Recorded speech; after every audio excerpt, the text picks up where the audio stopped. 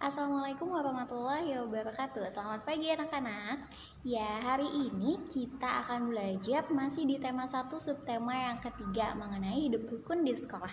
Kita akan membahas materi pelajaran PPKN, materinya penerapan sila-sila Pancasila di sekolah. Saat ada di sekolah, anak-anak itu sebenarnya sudah menerapkan sila-sila dalam Pancasila.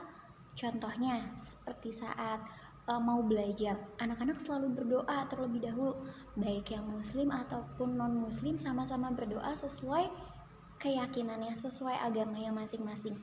Nah, berdoa sebelum belajar itu termasuk ke dalam contoh penerapan sila Pancasila yang pertama, ketuhanan yang Maha Esa.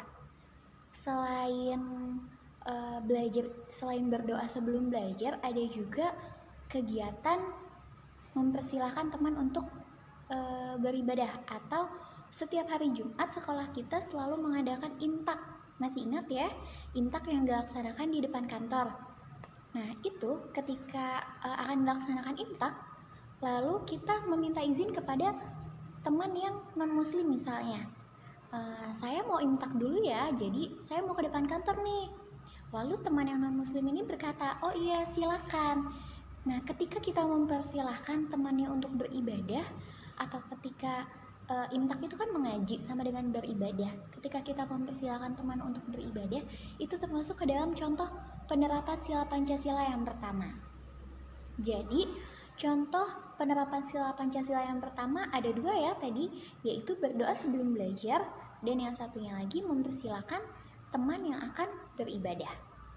Lalu, di dalam kegiatan pembelajaran ini, ketika guru sedang menerangkan, biasanya anak-anak berkata sopan, tutur katanya baik, santun. Nah, itu juga sama. Itu termasuk ke dalam penerapan sila.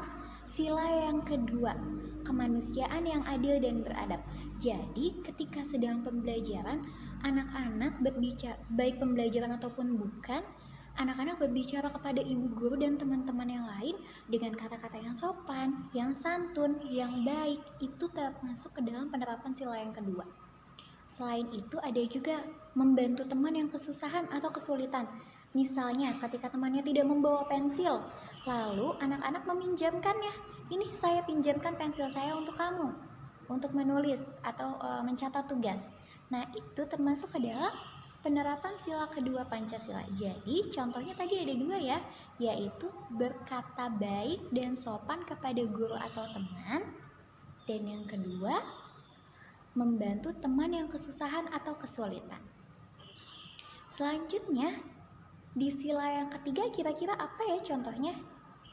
Biasanya di saat jam istirahat, anak-anak kan biasanya bermain, nah, ya kan? Di dalam kelas itu terdapat banyak daerah, tidak hanya terdiri dari satu daerah saja. Ada yang misalnya orang Jawa, ada yang orang Sunda, ada yang orang Batak, bahkan mungkin ada yang orang Bali. Nah, itu ketika jam istirahat semuanya bermain bersama-sama. Nah, itu adalah contoh penerapan sila yang ketiga. Jadi, walaupun berbeda-beda daerahnya, kalian tetap bermain bersama-sama. Selain itu, ada juga contohnya menggunakan produk dalam negeri, yaitu misalnya anak-anak menggunakan produk-produk yang dibuat di Indonesia. Seperti itu. Lalu pada saat belajar di dalam kelas, itu kan sama juga ya, terdiri dari beberapa suku, beberapa daerah, orang-orangnya, anak-anak muridnya. Nah, itu tetapi kalian tetap belajar bersama. Itu juga termasuk ke dalam penerapan sila Pancasila. Jadi tadi contohnya bermain bersama walaupun berbeda daerah, dan juga menggunakan produk dalam negeri. Sila yang keempat masih juga di dalam kelas nih kebanyakan.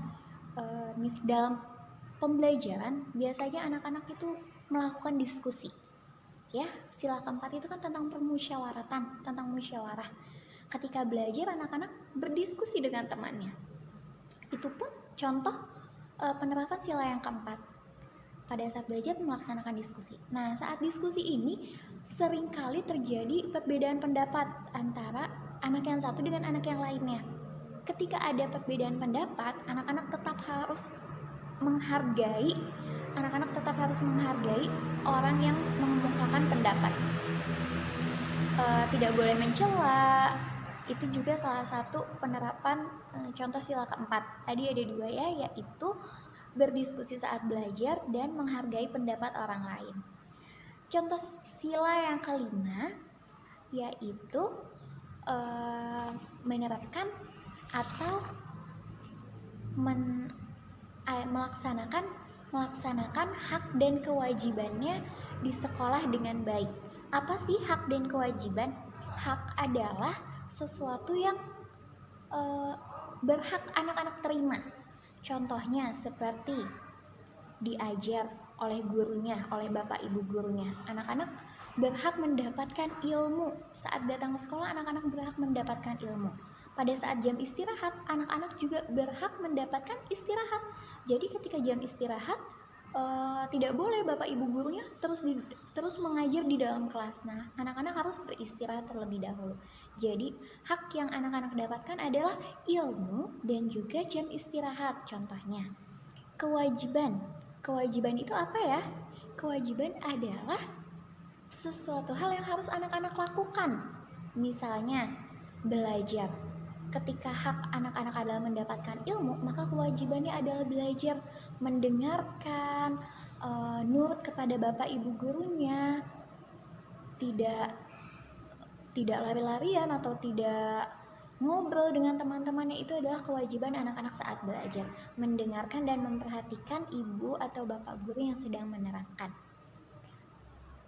Lalu itu adalah contoh penerapan sila kelima, yaitu melaksanakan hak dan kewajiban di sekolah. Jadi itu tadi ada beberapa contoh penerapan sila-sila Pancasila di sekolah. Untuk tugasnya, tolong tuliskan masing-masing satu contoh penerapan sila-sila Pancasila di sekolah. Nanti kalau sudah, ditulis di buku tulis dan hasilnya difotokan ke ibu dan dikirimkan. Oke? Ibu tunggu. Nah, itu segitu saja pemberian materi untuk hari ini. Semoga anak-anak bisa memahami materinya, tetap semangat belajar, dan selalu jaga kesehatan, itu yang utama. Terima kasih. Wassalamualaikum warahmatullahi wabarakatuh. Selamat pagi.